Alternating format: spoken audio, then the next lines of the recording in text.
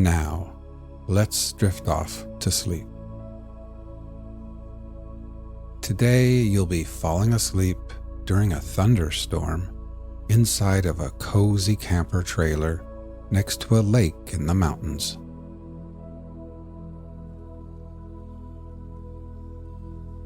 Imagine you are feeling exhausted, hot, and sweaty as you return to your camper.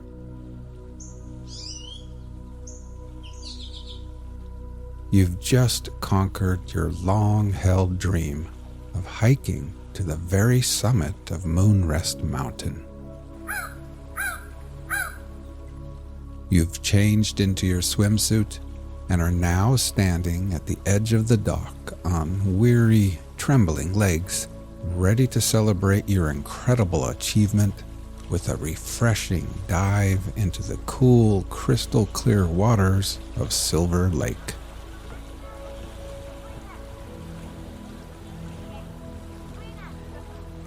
With your arms raised above your head and ready to dive in, you glance at the slow-moving dark clouds on the horizon. Beads of sweat are still clinging to your forehead when you push off the dock and soar through the air before gliding perfectly into the water. The crisp, cool water envelops you, gently massaging your entire being. You can almost taste the clean, mineral freshness of the water as it washes away all the sweat, dust, and grime from your skin.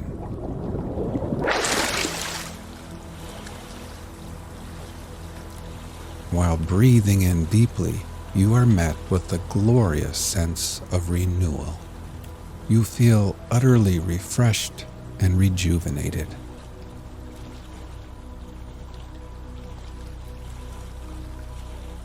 You swim back to the dock and climb the cool aluminum ladder. Then, standing there with a soft cotton towel draped around your shoulders, you gaze out across the deep blue lake. Here and there, motorboats, canoes, sailboats, and jet skis are now headed towards the shores. Everyone knows rain is coming.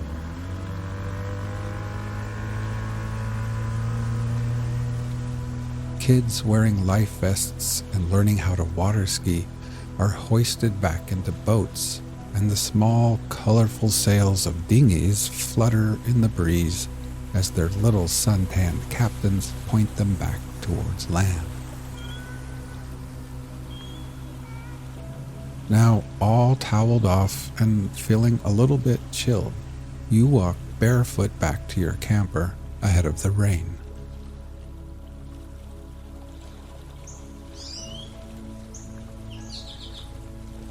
At the little picnic table, you collect your book, coffee mug, and sunglasses. You gather up other items and place them into a plastic tote. A salt and pepper shaker, a box of wooden matches, some paper plates.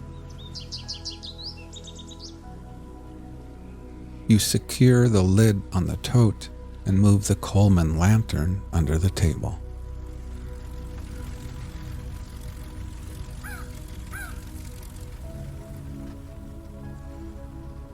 At the fire pit, you fold up your camping chair and tuck it below the protective cover of a tall ponderosa pine. Then you return to your camper, open the door, and step inside.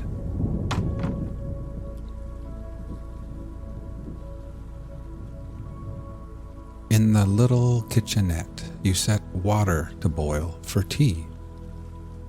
And then you change into your favorite, coziest leisure wear.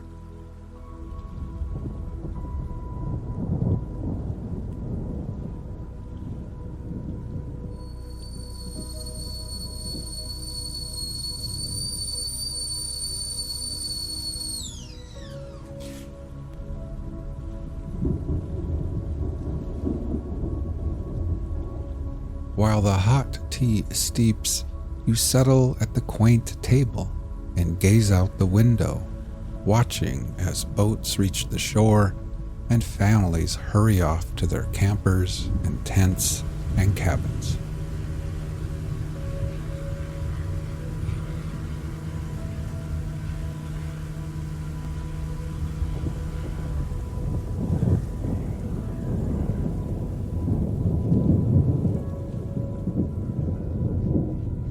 Now, with a warm cup of tea in hand and nestled in your soft, comfy clothes, you feel your body slowly warming again. You bring the mug to your lips. The fragrant steam curls around your face as you take a tiny sip. The tea is smooth, rich, and the perfect temperature.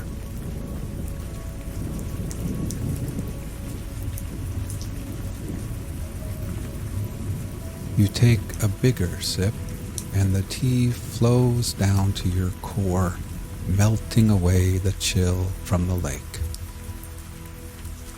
A rush of warmth spreads throughout your body, like a wave of little goosebumps, and you're suddenly filled with a sense of deep accomplishment, peace, and satisfaction.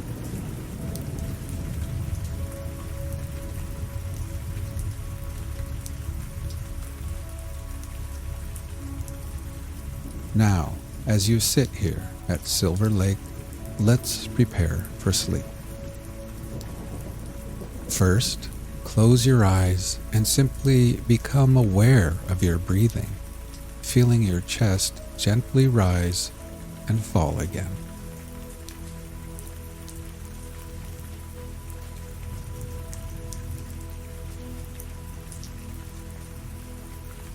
Next, let's take a few deeper breaths. We will slowly fill our lungs with the cool, sweet scent of pine trees and that fresh mountain air. And then, after holding briefly, we will let it all go and exhale. Ready? Breathe in deeply, hold for 3, 2, 1, and then exhale.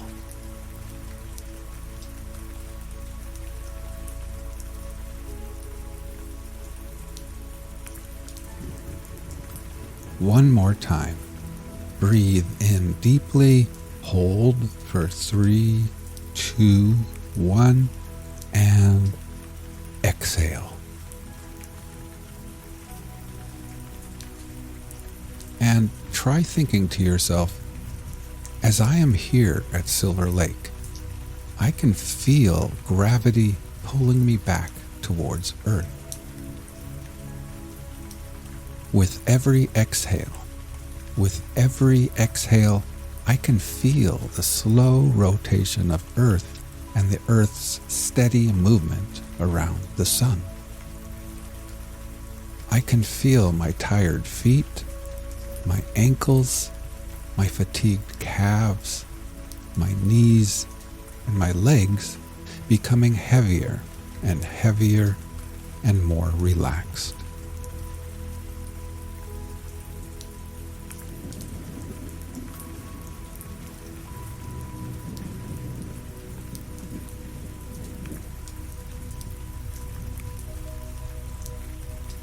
You finish the last sip of your perfect tea, and then you pick up a little pencil and notebook resting on the table.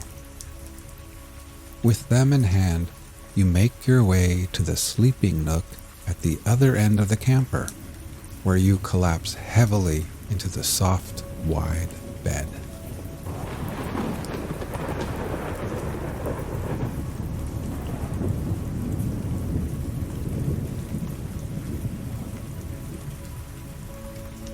After the long, steep hike up Moonrest Mountain, the bed feels like a soft cloud beneath your tired body.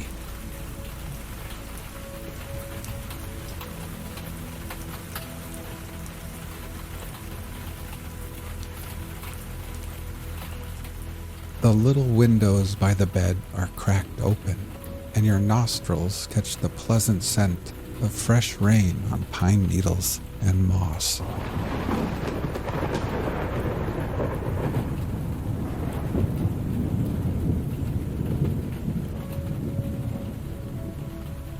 You look at your notepad and observe your to-do list. Each completed task is neatly crossed out with pencil. At the bottom of the page is one final entry on this list. A smile creeps across your face as you take the pencil and begin scribbling over that last item: climb Moonrest Mountain.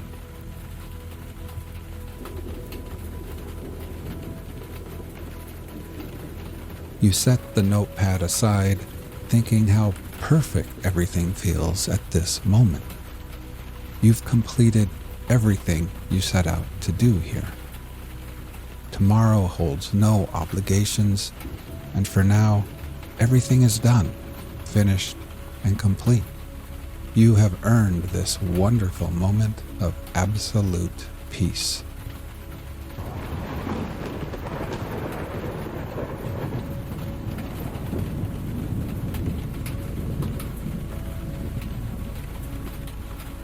Your body sinks deeper into the soft bed. Every muscle relaxes from the tips of your fingers to the soles of your tired feet as you surrender to the peace and calm and take in the rich mountain air.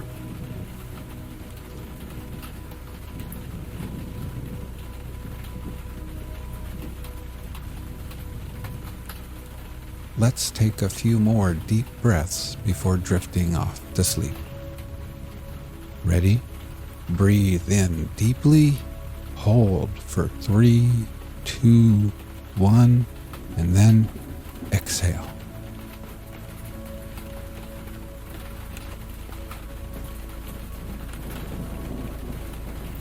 One more time.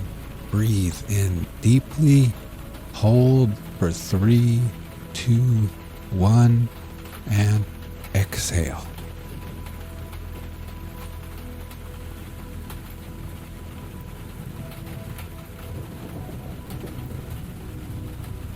Try thinking to yourself, as I lay here at Silver Lake, I can feel gravity pulling me back towards Earth. With every exhale, I experience my body feeling heavier and heavier and more relaxed. I can feel my tired arms, my hands, my torso, shoulders, neck, and head becoming heavier and more relaxed. My whole body feels at peace as gravity's pull tugs me gently and tucks me safely into this ever so soft bed.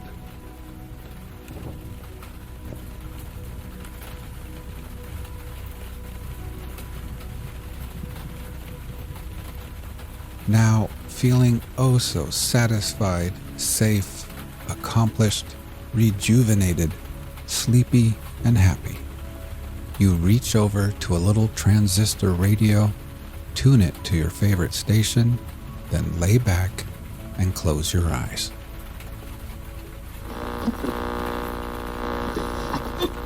Tonight's reading from the Journal of the First Voyage of Columbus begins with Friday, 21st of December, 1492, and continues through Thursday, the 3rd of January, 1493. We open in the vast harbor he names the Sea of St. Thomas, where nearby villages crowd the green shore and canoes arrive with bread of ages, water, fruit, and parrots.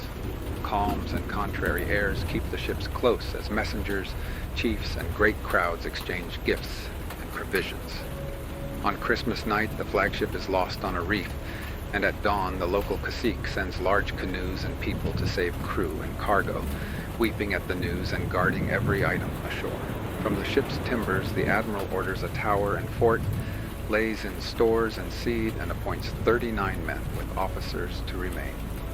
New Year's Day brings rhubarb gathered on the islet Amiga. On the 2nd, he takes leave of Guacanagari after a Lombard shot and a mock skirmish to stiffen his friends. And on the 3rd, he waits on rough seas and the return of islanders, preparing to depart when God grants fair wind. Journal of the First Voyage of Columbus. Friday, 21st of December.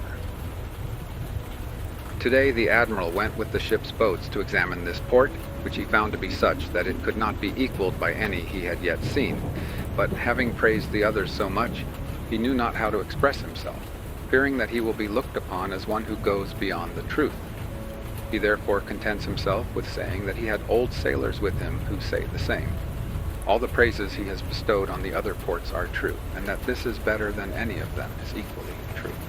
He further says, I have traversed the sea for 23 years without leaving it for any time worth counting, and I saw all the east and the west, going on the route of the north, which is England, and I have been to Guinea. But in all those parts there will not be found the perfection of harbors, always found better than another, that I with good care saw written.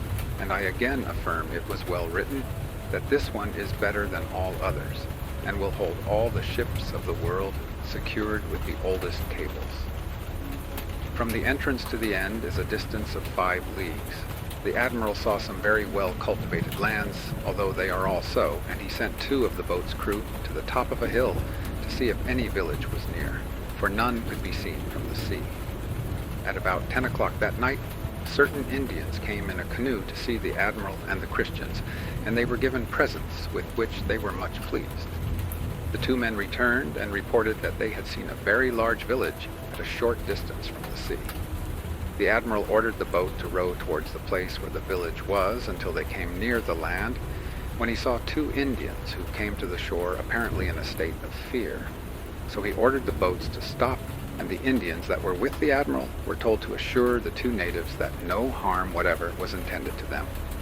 Then they came nearer the sea, and the Admiral nearer the land. As soon as the natives had got rid of their fear, so many came that they covered the ground with women and children, giving 1,000 thanks. They ran hither and thither to bring us bread made of neamis, which they call ages, which is very white and good, and water in calabashes, and in earthen jars made like those of Spain, and everything else they had, and that they thought the Admiral could want, and also willingly and cheerfully that it was wonderful. It cannot be said that, because what they gave was worth little. Therefore they gave liberally, because those who had pieces of gold gave as freely as those who had a calabash of water, and it is easy to know when a thing is given with a hearty desire to give. These are the Admiral's words. These people have no spears nor any other arms, nor have any of the inhabitants of the whole island, which I believe to be very large. They go naked as when their mothers bore them, both men and women. In Juana and the other islands, the women wear a small clout of cotton in front, with which to cover their private parts, as large as the flap of a man's breeches, especially after they have passed the age of 12 years, but here neither old nor young do so. Also, the men in the other islands jealously hide their women from the Christians, but here they do not. The women have very beautiful bodies, and they were the first to come and give thanks to heaven, and to bring what they had, especially things to eat, such as bread of ages, nuts, and 4 or 5 kinds of fruits, some of which the Admiral ordered to be preserved to be taken to the sovereigns. He says that the women did not do less in other ports before they were hidden, and he always gave orders that none of his people should annoy them, that nothing should be taken against their wills, and that everything that was taken should be paid for. Finally, he says that no one could believe that there could be such good-hearted people, so free to give, anxious to let the Christians have all they wanted, and when visitors arrived, running to bring everything to them. Afterwards, the Admiral sent 6 Christians to the village to see what it was like, and the natives showed them all the honor they could devise, and gave them all they had, for no doubt was any longer entertained that the Admiral and all his people had come from heaven. And the same was believed by the Indians who were brought from the other islands, although they had now been told what they ought to think. When the 6 Christians had gone, some canoeists came with people to ask the Admiral to come to their village when he left the place where he was. Canoa is a boat in which they navigate, some large and others small. Seeing that this village of the chief was on the road and that many people were waiting there for him, the admiral went there, but before he could depart, an enormous crowd came to the shore, men, women, and children, crying out to him not to go, but to stay with them. The messengers from the other chief who had come to invite him were waiting with their canoes, that he might not go away, but come to see their chief, and so he did. On arriving where the chief was waiting for him with many things to eat, he ordered that all the people should sit down, and that the food should be taken to the boats where the admiral was on the seashore. When he saw that the admiral had received what he sent, all or most of the Indians ran to the village, which was near, to bring more food, parrots, and other things they had, with such frankness of heart that it was marvelous. The admiral gave them glass beads, brass trinkets, and bells, not because they asked for anything in return, but because it seemed right, and above all, because he now looked upon them as future Christians and subjects of the sovereigns, as much as the people of Castile. He further says that they want nothing except to know the language and be under governance, for all they may be told to do will be done without any contradiction. The admiral left this place to go to the ships, and the people, men, women, and children, cried out to him not to go, but remain with them. After the boats departed, several canoes full of people followed after them to the ship, who were received with much honor and given to eat. There had also come before another chief from the west, and many people even came swimming, the ship being over a good half-league from the shore.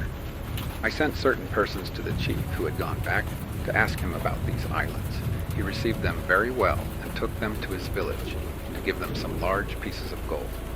They arrived at a large river, which the Indians crossed by swimming. The Christians were unable, so they turned back.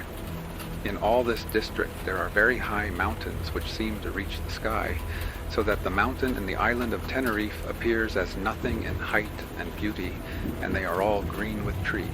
Between them there are very delicious valleys, and at the end of this port to the south, there is a valley so large that the end of it is not visible, though no mountains intervene, so that it seems to be 15 or 20 leagues long.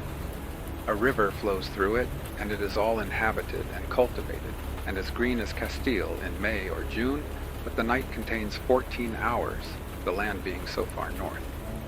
This port is very good for all the winds that can blow, being enclosed and deep, and the shores peopled by a good and gentle race without arms or evil designs. Any ship may lie within it without fear that other ships will enter at night to attack her, because although the entrance is over 2 leagues wide, it is protected by reefs of rocks which are barely awash, and there is only a very narrow channel through the reef, which looks as if it had been artificially made, leaving an open door by which ships may enter. In the entrance there are 7 fathoms of depth up to the shore of a small flat island, which has a beach fringed with trees. The entrance is on the west side, and a ship can come without fear until she is close to the rock. On the northwest side there are 3 islands, and a great river a league from the cape on one side of the port. It is the best harbor in the world, and the admiral gave it the name of Puerto de la Mar de Santo Tomas, because today it was that saint's day. The admiral called it a sea, owing to its size. Saturday, 22nd of December.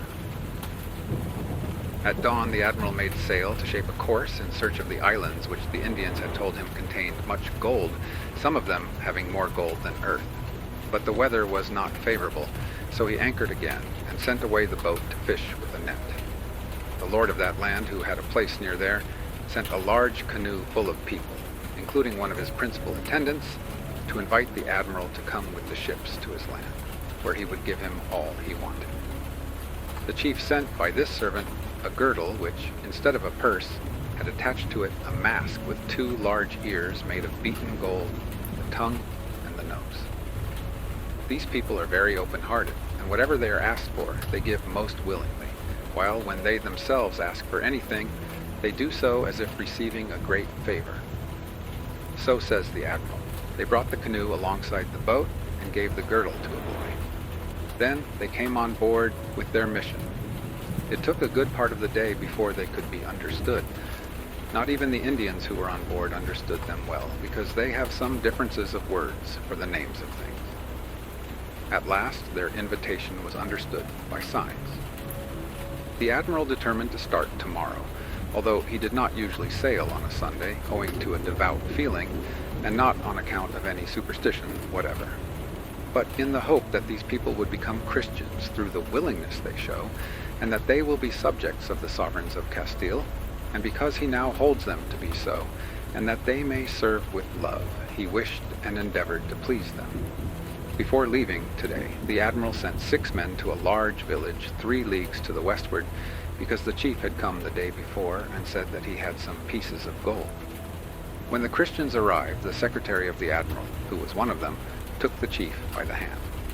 The admiral had sent him to prevent the others from imposing upon the Indians. As the Indians are so simple and the Spaniards so avaricious and grasping, it does not suffice that the Indians should give them all they want in exchange for a bead or a bit of glass, but the Spaniards would take everything without any return at all. The admiral always prohibits this, although, with the exception of gold, the things given by the Indians are of little value. But the admiral, seeing the simplicity of the Indians, and that they will give a piece of gold in exchange for 6 beads, gave the order that nothing should be received from them unless something had been given in exchange. Thus the chief took the secretary by the hand and led him to his house, followed by the whole village, which was very large. He made his guests eat, and the Indians brought them many cotton fabrics, and spun cotton in skeins. In the afternoon, the chief gave them 3 very fat geese and some small pieces of gold. A great number of people went back with them, carrying all the things they had got by barter, and they also carried the Spaniards themselves across streams and muddy places. The admiral ordered some things to be given to the chief, and both he and his people were very well satisfied, truly believing that the Christians had come from heaven, so that they considered themselves fortunate in beholding them.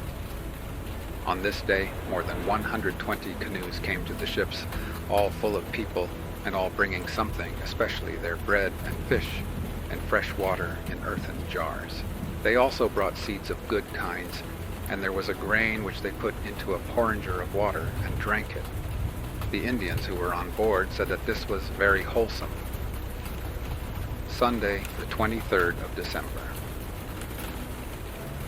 The admiral could not go with the ships to that land whither he had been invited by the chief, because there was no wind, but he sent, with the 3 messengers who were waiting for the boats, some people, including the secretary.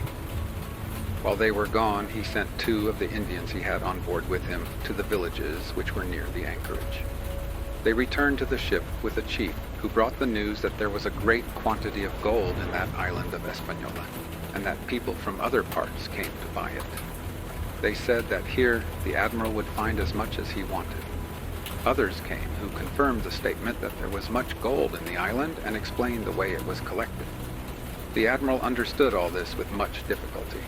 Nevertheless, he concluded that there was a very great quantity in those parts, and that if he could find the place whence it was got, there would be abundance, and if not, there would be nothing. He believed there must be a great deal, because during the 3 days that he had been in that port, he had got several pieces of gold, and he could not believe that it was brought from another land. Our Lord, who holds all things in his hands, look upon me, and grant what shall be for his service. These are the admiral's words. He says that, according to his reckoning, 1,000 people had visited the ship, all of them bringing something.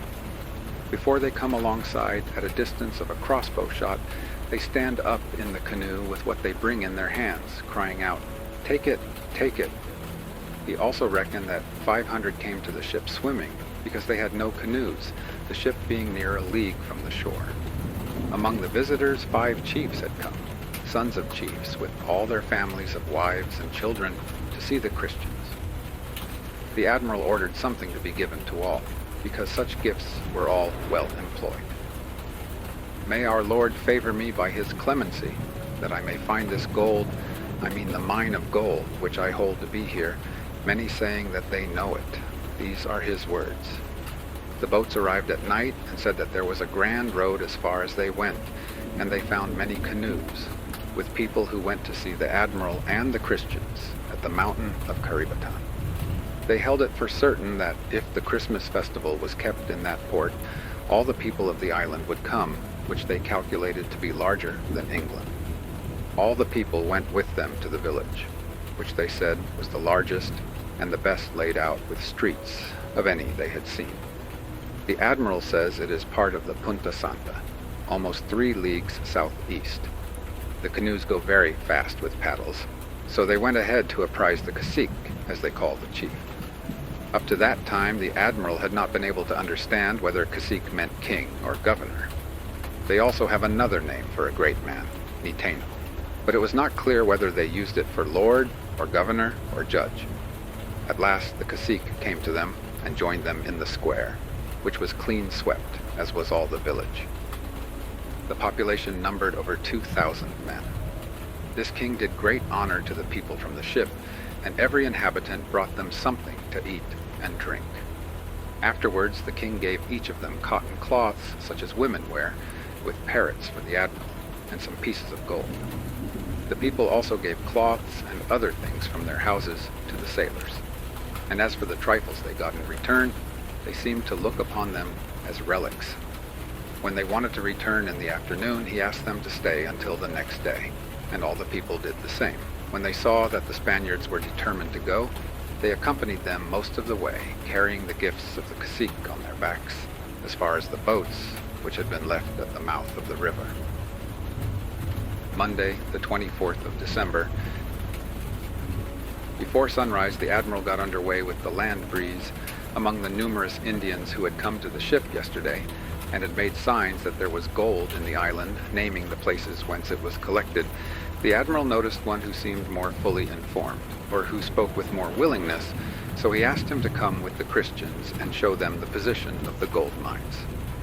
This Indian has a companion or relation with him, and among other places they mentioned where gold was found, they named Chipango, which they called Cibao. Here they said that there was a great quantity of gold, and that the cacique carried banners of beaten gold, but they added that it was very far off to the eastward. Here the admiral addresses the following words to the sovereigns. Your highnesses may believe that there is no better nor gentler people in the world. Your highnesses ought to rejoice that they will soon become Christians, and that they will be taught the good customs of your kingdom.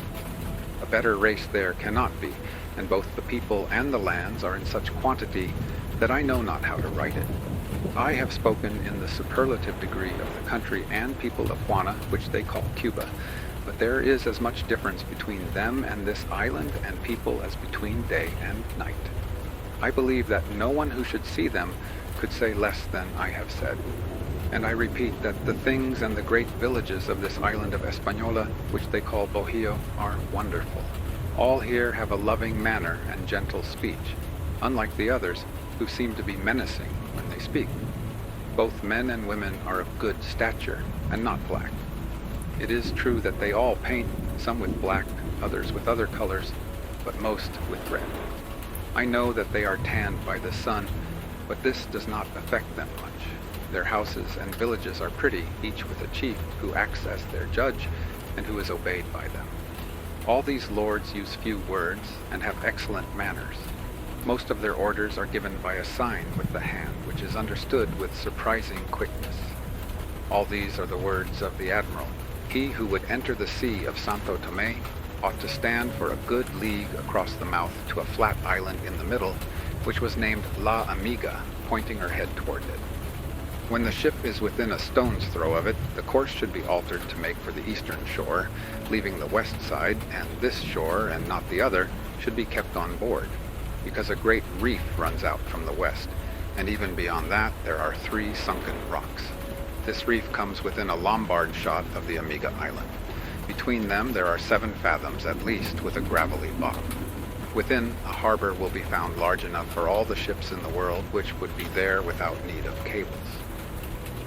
There is another reef with sunken rocks on the east side of the island of Amiga, which are extensive and run out to sea, reaching within 2 leagues of the cape. But it appeared that between them there was an entrance within 2 Lombard shots of Amiga on the west side of Monte Caribatan, where there was a good and very large port. Tuesday, 25th of December, Christmas. Navigating yesterday with little wind from Santo Tomé to Punta Santa, and being a league from it at about 11 o'clock at night, the Admiral went down to get some sleep, for he had not had any rest for 2 days and a night. As it was calm, the sailor who steered the ship thought he would go to sleep, leaving the tiller in charge of a boy. The Admiral had forbidden this throughout the voyage, whether it was blowing or whether it was calm. The boys were never to be entrusted with the helm. The Admiral had no anxiety respecting sandbanks and rocks, because when he sent the boats to that king on Sunday, they had passed to the east of Punta Santa at least 3 leagues and a half. And the sailors had seen all the coast, and the rocks there are from Punta Santa for a distance of 3 leagues to the east-southeast. They saw the course that should be taken, which had not been the case before during this voyage. It pleased our Lord that at 12 o'clock at night, when the Admiral had retired to rest, and when all had fallen asleep, seeing that it was a dead calm and the sea like glass, the tiller being in the hands of a boy, the current carried the ship on one of the sandbanks. If it had not been night, the bank could have been seen, and the surf on it could be heard for a good league, but the ship ran upon it so gently that it could scarcely be felt. The boy, who felt the helm and heard the rush of the sea, cried out. The Admiral at once came up, and so quickly that no one had felt that the ship was aground. Presently, the master of the ship, whose watch it was, came on deck. The Admiral ordered him and others to launch the boat, which was on the poop, and lay out an anchor astern. The master, with several others, got into the boat, and the Admiral thought that they did so with the object of obeying his orders. But they did so in order to take refuge with the caravel, which was half a league to leeward. The caravel would not allow them to come on board acting judiciously, and they therefore returned to the ship. But the caravel's boat arrived first. When the Admiral saw that his own people fled in this way, the water rising and the ship being across the sea, seeing no other course, he ordered the masts to be cut away and the ship to be lightened as much as possible, to see if she would come off. But as the water continued to rise, nothing more could be done. Her side fell over across the sea, but it was nearly calm. Then the timbers opened and the ship was lost. The Admiral went to the caravel to arrange about the reception of the ship's crew, and as a light breeze was blowing from the land and continued during the greater part of the night, while it was unknown how far the bank extended, he hove her to until daylight. He then went back to the ship inside the reef, first having sent a boat on shore with Diego de Arana of Cordova, alguazil of the fleet, and Pedro Gutierrez, gentleman of the king's bedchamber, to inform the king who had invited the ships to come on the previous Saturday. His town was about 1.5 leagues from the sandbank. They reported that he wept when he heard the news, and he sent all his people with large canoes to unload the ship. This was done, and they landed all there was between decks in a very short time. Such was the great promptitude and diligence shown by that king. He himself, with brothers and relations, was actively assisting as well in the ship as in the care of the property when it was landed, that all might be properly guarded. Now and then he sent one of his relations weeping to the Admiral to console him, saying that he must not feel sorrow or annoyance, for he would supply all that was needed.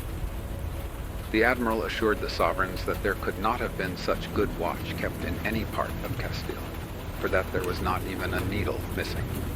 He ordered that all the property should be placed by some houses, which the king placed at his disposal until they were emptied, when everything would be stowed and guarded in them.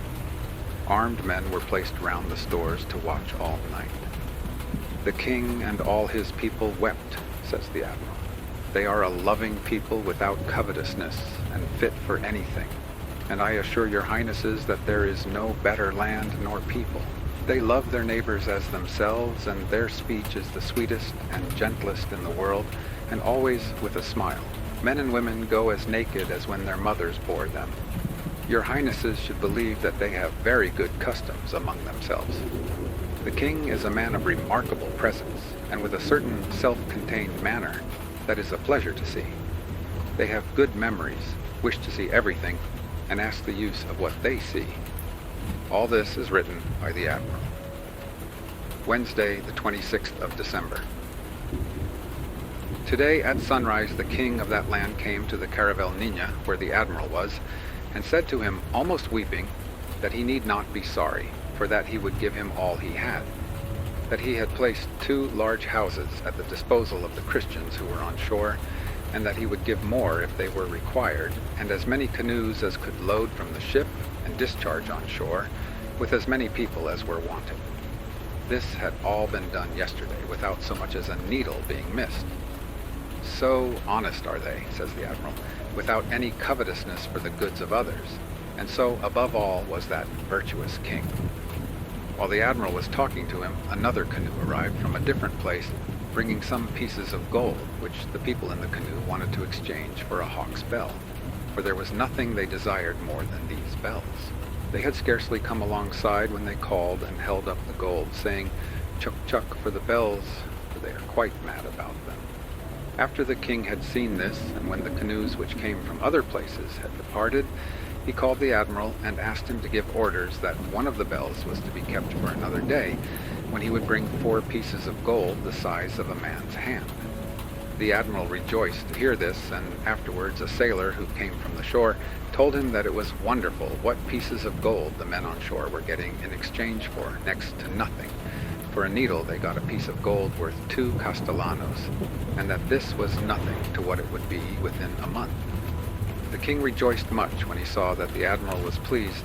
He understood that his friend wanted much gold, and he said by signs that he knew where there was, in the vicinity, a very large quantity, so that he must be in good heart, for he should have as much as he wanted. He gave some account of it, especially saying that in Chipango, which they call Chibao, it is so abundant that it is of no value, and that they will bring it, although there is also much more in the island of Española, which they call Bojillo, and in the province of Caritaba. The king dined on board the caravel with the admiral, and afterwards went on shore, where he received the admiral with much honor. He gave him a collation consisting of 3 or 4 kinds of ajays, with shrimps and game, and other viands they have, besides the bread they call cazavi. He then took the admiral to see some groves of trees near the houses, and they were accompanied by at least 1,000 people, all naked. The lord had on a shirt and a pair of gloves given to him by the admiral, and he was more delighted with the gloves than with anything else. In his manner of eating, both as regards the high-bred air and the peculiar cleanliness, he clearly showed his nobility. After he had eaten, he remained some time at table, and they brought him certain herbs with which he rubbed his hands. The admiral thought that this was done to make them soft, and they also gave him water for his hands. After the meal, he took the admiral to the beach. The admiral then sent for a Turkish bow and a quiver of arrows, and took a shot at a man of his company who had been warned. The chief, who knew nothing about arms, as they neither have them nor use them, thought this a wonderful thing. He, however, began to talk of those of Canaba, whom they call Caribes. They come to capture the natives and have bows and arrows without iron, of which there is no memory in any of these lands, nor of steel, nor any other metal except gold and copper. Of copper, the admiral had only seen very little. The admiral said by signs that the sovereigns of Castile would order the Caribs to be destroyed, and that all should be taken with their hands tied together. He ordered a lombard and a handgun to be fired off, and seeing the effect caused by its force and what the shots penetrated, the king was astonished. When his people heard the explosion, they all fell on the ground. They brought the admiral a large mask which had pieces of gold for the eyes and ears, and in other parts, and this they gave, with other trinkets of gold that the same king had put on the head and round the neck of the admiral, and of other Christians, to whom they also gave many pieces. The admiral received much pleasure and consolation from these things, which tempered the anxiety and sorrow he felt at the loss of the ship. He knew our Lord had caused the ship to stop here, that a settlement might be formed. From this, he says, originated so many things that, in truth, the disaster was really a piece of good fortune. For it is certain that if I had not lost the ship, I should have gone on without anchoring in this place, which is within a great bay, having 2 or 3 reefs of rock. I should not have left people in the country during this voyage, nor even if I had desired to leave them, should I have been able to obtain so much information, nor such supplies and provisions for a fortress. And true it is that many people had asked me to give them leave to remain. Now I have given orders for a tower and a fort, both well built, and a large cellar, not because I believe that such defenses will be necessary. I believe that with the force I have with me, I could subjugate the whole island, which I believe to be larger than Portugal and the population double. But they are naked and without arms and hopelessly timid. Still, it is advisable to build this tower, being so far from your highnesses. The people may thus know the skill of the subjects of your highnesses and what they can do, and will obey them with love and fear. So they make preparations to build the fortress, with provision of bread and wine for more than a year, with seeds for sowing. The ship's boat, a caulker and carpenter, a gunner and cooper. Many among these men have a great desire to serve your highnesses and to please me by finding out where the mine is whence the gold is brought. Thus everything is got in readiness to begin the work. Above all, it was so calm that there was scarcely wind or wave when the ship ran aground. This is what the admiral says, and he adds more to show that it was great good luck and the settled design of God that the ship should be lost in order that people might be left behind. If it had not been for the treachery of the master and his boat's crew, who were all or mostly his countrymen, in neglecting to lay out the anchor so as to haul the ship off in obedience to the admiral's orders, she would have been saved. In that case, the same knowledge of the land as has been gained in these days would not have been secured, for the admiral always proceeded with the object of discovering, and never intended to stop more than a day at any one place, unless he was detained by the wind. Still, the ship was very heavy and unsuited for discovery. It was the people of Palos who obliged him to take such a ship by not complying with what they had promised to the king and queen, namely, to supply suitable vessels for this expedition. This they did not do. Of all that there was on board the ship, not a needle, nor a board, nor a nail was lost, for she remained as whole as when she sailed, except that it was necessary to cut away and level down in order to get out the jars and merchandise, which were landed and carefully guarded. He trusted in God that when he returned from Spain, according to his intention, he would find a ton of gold collected by barter by those he was to leave behind, and that they would have found the mine and spices in such quantities that the sovereigns would, in 3 years, be able to undertake and fit out an expedition to go and conquer the Holy Sepulchre. With this in view, he says, I protested to your highnesses that all the profits of this my enterprise should be spent in the conquest of Jerusalem, and your highnesses laughed and said that it pleased them, and that without this they entertained that desire. These are the admiral's words.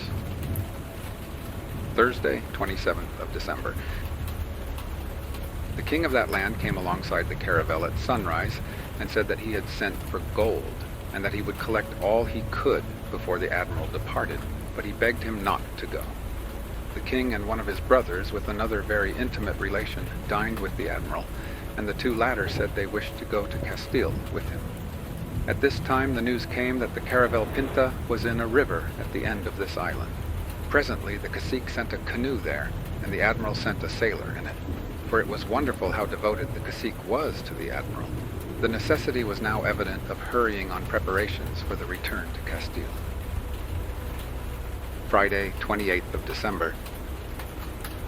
The admiral went on shore to give orders and hurry on the work of building the fort, and to settle what men should remain behind.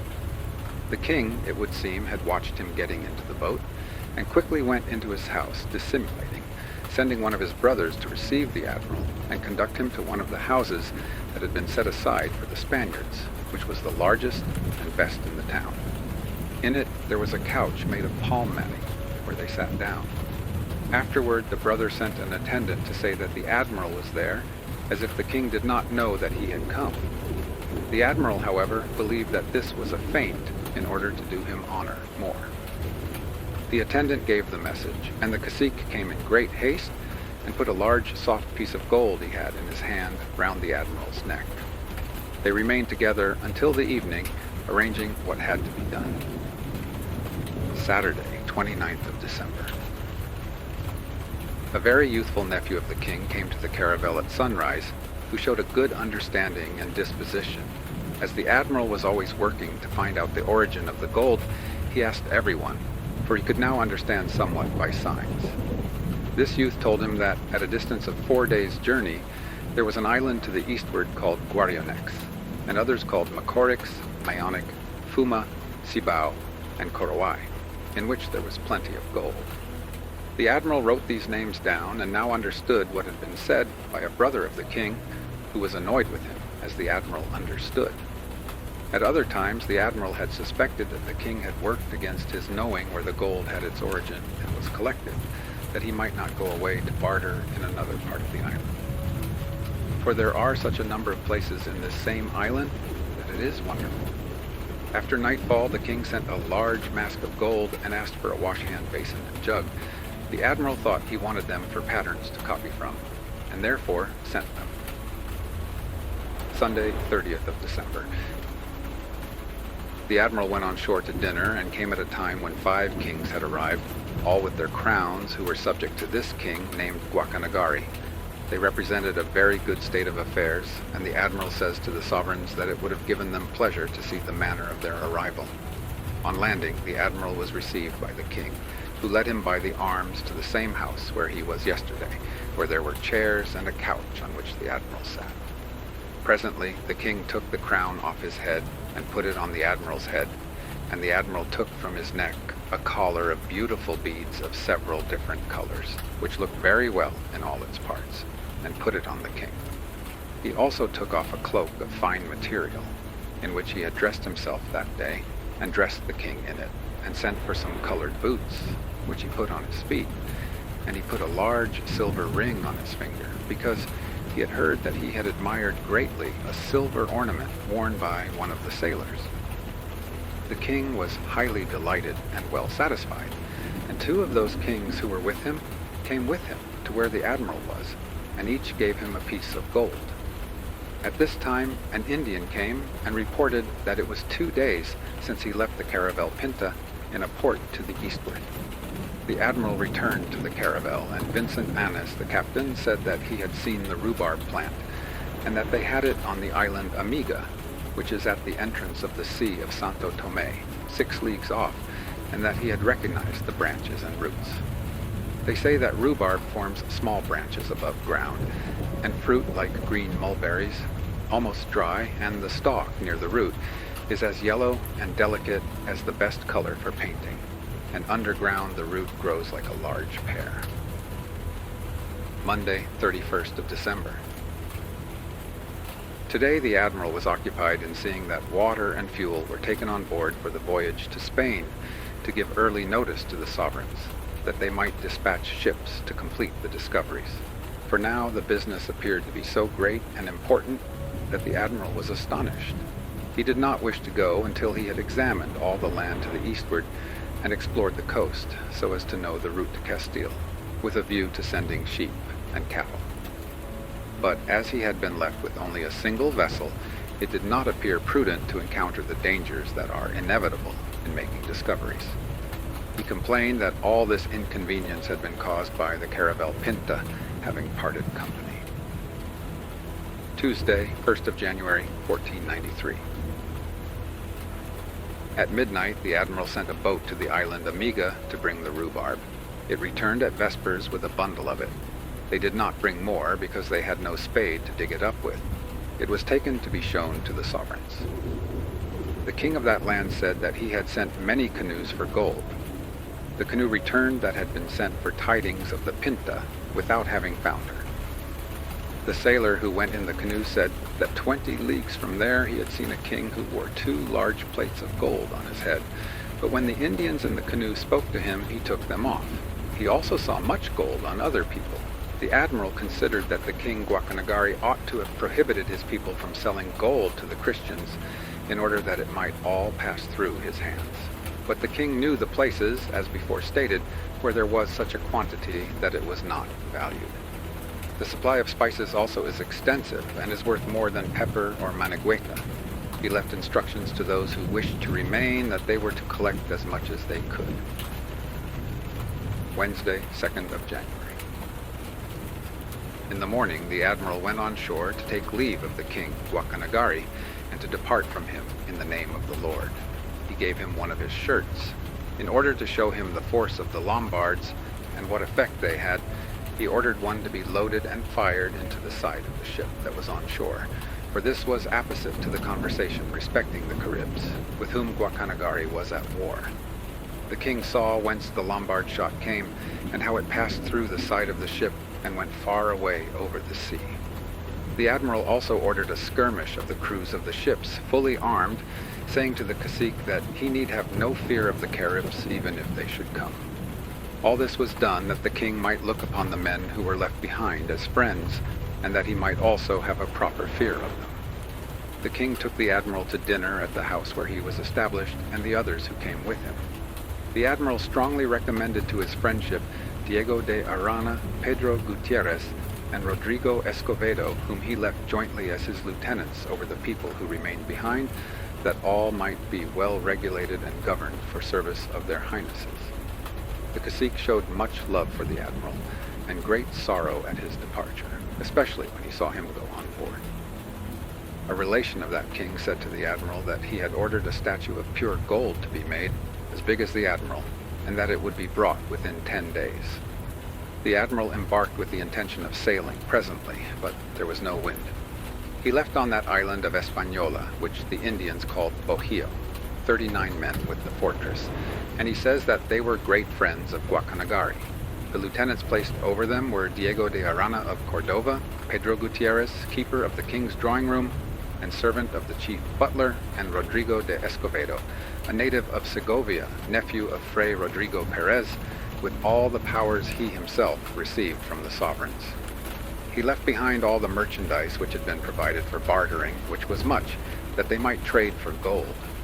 He also left the ship's boat, that they, most of them being sailors, might go, when the time seemed convenient, to discover the gold mine, in order that the admiral, on his return, might find much gold. They were also to find a good site for a town, for this was not altogether a desirable port, especially as the gold the natives brought came from the east. Also, the farther to the east, the nearer to Spain. He also left seeds for sowing, and his officers, the alguazil and secretary, as well as a ship's carpenter, a caulker, a good gunner familiar with engineering, a cooper, a physician, and a tailor, all being seamen as well. Thursday, 3rd of January. The admiral did not go today because 3 of the Indians whom he had brought from the islands and who had stayed behind arrived, and said that the others with their women would be there at sunrise. The sea also was rather rough, so that they could not land from the boat. He determined to depart tomorrow with the grace of God. The admiral said that if he had the caravel pinta with him, he could make sure of shipping a ton of gold, because he could then follow the coasts of these islands, which he would not do alone, for fear some accident might impede his return to Castile and prevent him from reporting all he had discovered to the sovereigns. If it was certain that the caravel pinta would arrive safely in Spain with Martin Alonso Pinzon, he would not hesitate to act as he desired. But as he had no certain tidings of him, and as he might return and tell lies to the sovereigns, that he might not receive the punishment he deserved for having done so much harm in having parted company without permission and impeded the good service that might have been done, the admiral could only trust in our Lord that he would grant favorable weather and remedy all things.